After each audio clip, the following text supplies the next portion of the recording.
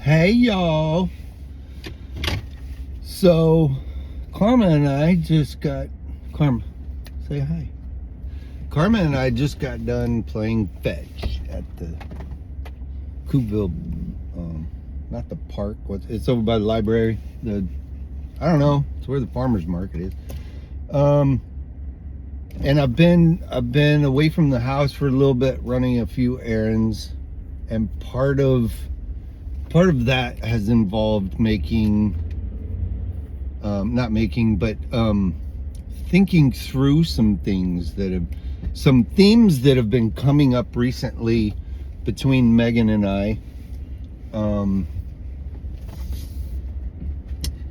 So one of the most problematic things that I'm experiencing, that Megan and I are experiencing in terms of how my trauma plays out in everyday life, is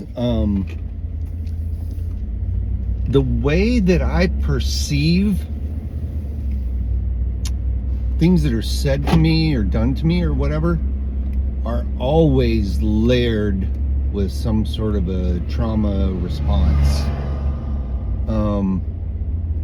And what I mean by that is I don't think like most people I know. Like, it's not intentional. It's not like, well, I don't care. It's ignorance. Like, yeah, it's really unsettling to me that I struggle just thinking the way that other people do. And I'm not saying, oh, poor me, I'm so abnormal and I'm traumatized. No, what I'm saying is it's fucking hard to go through life and then at 52 figure out, oh, wow, I don't think like other people. So here's an example. We were watching a movie, The Gentleman, with God, I'm so bad with names. All right.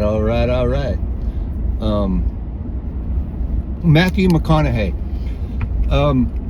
It was awesome. It was so good. I loved it, and I would pause every once in a while and be like, baby, this is such a good movie. I love it. There was a scene where, and no spoilers here. There was a scene where these guys, the main characters, went to retrieve a daughter of some people they knew that had gotten involved in like heroin, and anyway, she was hanging out with some really bad people, but they were just punks. They were kids, and this takes place in England. When they walked in, these three guys, to go get the daughter and basically rescue her, the kids that were in there, they were all tough all of a sudden and everything, and very quickly were made to understand that they are not tough compared to these other guys. Anyway, when they walk in the apartment, there's music on, and it's like loud and annoying. And you know, I really get into movies. Like, I'm in the room with them, and I was like, out loud to Megan, I'm like, oh my God, they just need to turn the fucking music off. Hey, I gotta roll that up. And they did. And Megan was like, oh my gosh, that was so annoying. Like, I was like, yeah, and it doesn't make sense, because they need to know, like, if they can't hear, then somebody could be in the other room. And she was like, wow, it's a really different way of looking at it.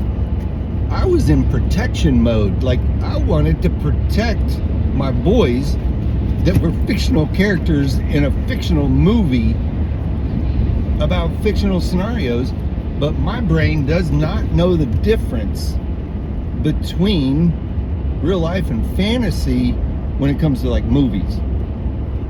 Anyway, along those lines, what I'm discovering, what Megan and I are discovering, this is where the problems show up, is that when she brings something up with me of concern,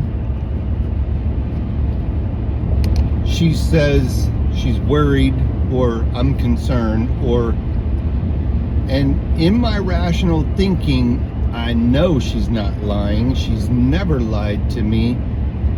If she has, she's better at lying than I am, and that would be hard to do. Like, we have such an honest relationship. I don't lie to my wife. Like, I'm not, but I've had a lot of experience with skirting the law, or it's not good. But I logically, rationally, when I'm in the right mindset, understand that what she's asking is not an attack. This has come up a couple of times. Last weekend, I was going to do a video about it. Last weekend was awful, and a lot of it is that I'm not lying, she's not lying, but my perception of reality, or like a normal person's thinking, is so skewed that it causes conflict between me and the love of my life. That's Megan, by the way. I do love karma, though. Now, what do we do about this? We had a discussion this morning about something. I recognize defensiveness. The physiology changes. There's tension in certain places, and alongside or right after that comes don't go too far over the line, buddy.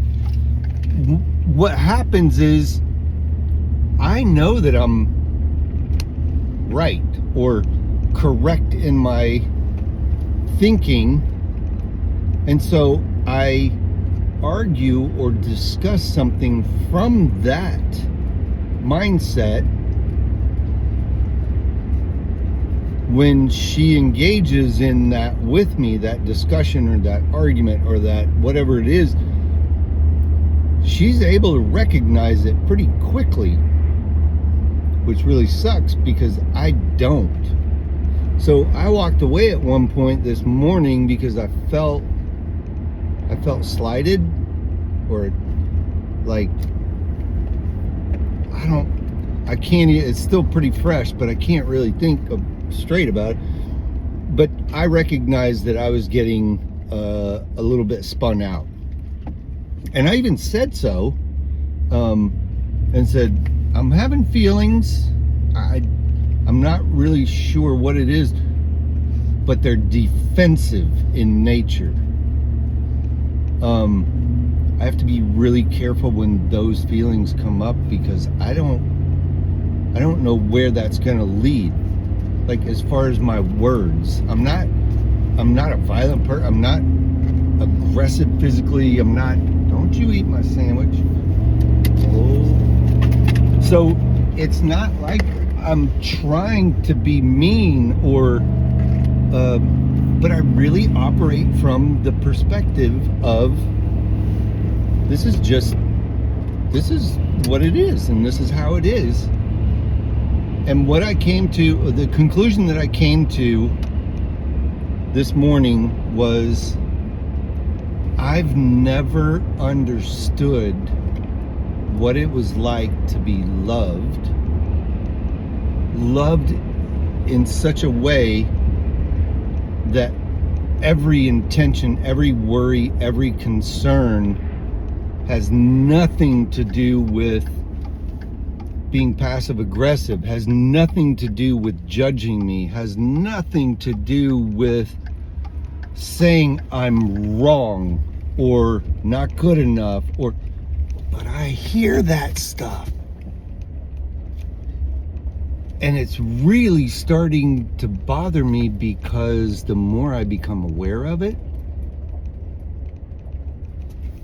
the more I realize, holy shit, this is a problem. So it's good, but now I have to work on it. And I have to swallow a little bit of pride in that.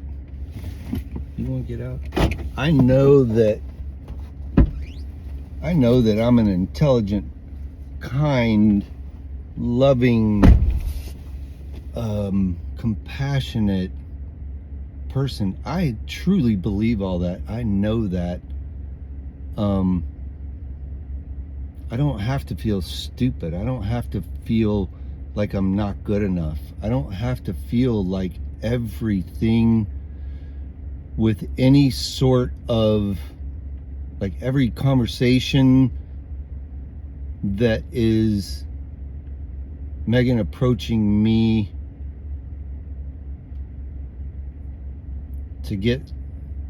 to discuss, to get answers to, or what, is not an attack. However you want to phrase it. I just realized, though, that I've never known what that was like. To understand that a person that is questioning me isn't questioning me. They're questioning maybe what I said in order to find out more, in order to discuss it in a healthy way. Like, it's never about right or wrong. It's never about win or lose with Megan. It's never an attack. But recently she's brought it to me that, baby, you're seeing everything as an attack. Any question and just like right now, it's only been about an hour ago, but yeah, it's like, tell me something I don't know. But when there's a change inside of me and I feel defensive or attacked, immediately I should go, oh, trauma, I'm triggered. Because I grew up not ever being allowed to question, never being able to refute, and I'm talking in childhood with my father. The questioning was not an option. Even if I didn't understand something, it wasn't an option. And that's a very short snippet of, like, that issue around my childhood, but that shaped my life, and that was perpetuated in adulthood to the point that I don't know what it's like to be in a fucking healthy relationship, whether a friend or romantic, and now I'm learning, and it makes me sad. The good news is I'm able to see now, with a little bit of space, what's happening or what happened and how I viewed it. And with the experience, the understanding that my wife is not out to get me. She's not out to lord anything over me. She's not out to be the woman in charge. She's not. It really is a partnership, and I just don't get that yet. Logically, rationally, all that stuff I do, but it's hard. It's really hard when you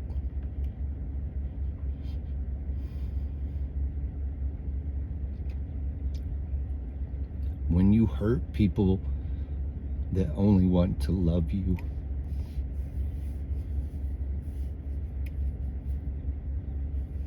But it's part of the healing journey, is accepting,